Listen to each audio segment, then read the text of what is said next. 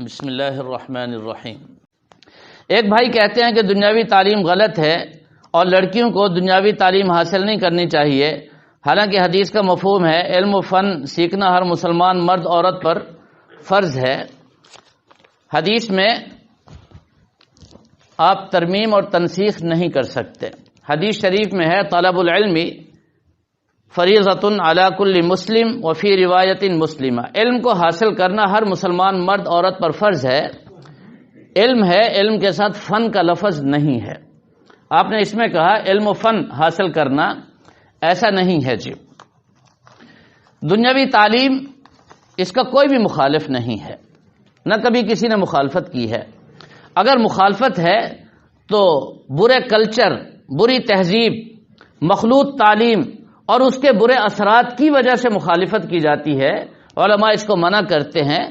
تعلیم کا کوئی بھی مخالف نہیں۔ ڈاکٹر ظاہر میں بھی اس سے استفادہ کرتا ہوں، قوم کی ضرورت ہے۔ انجینئر قوم کی ضرورت ہے۔ پروفیسر یہ قوم کی ضرورت ہے، لیکن یہ ضرورت کیا داڑھی کے ساتھ پوری نہیں ہو سکتی؟ کیا یہ ضرورت پردے کے ساتھ پوری نہیں ہو سکتی؟ کیا یہ ضرورت مسجد اور دینی اعمال اور اخلاق کو حاصل کر کے پوری نہیں کی جا سکتی؟ یہ ہے ہمارا سوال۔ میری بات سمجھ میں آئی ہے جی؟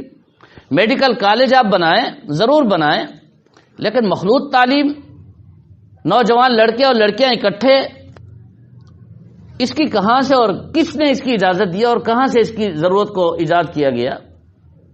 آپ خواتین کے لیے الگ یونیورسٹیاں بنائیں، الگ میڈیکل کالج بنائیں، وہاں ڈاکٹر خواتین کو متعین کریں، پروفیسر خواتین موجود ہیں، وہ ان کو لیکچر دیں اور پڑھائیں، کوئی حرج نہیں ہے۔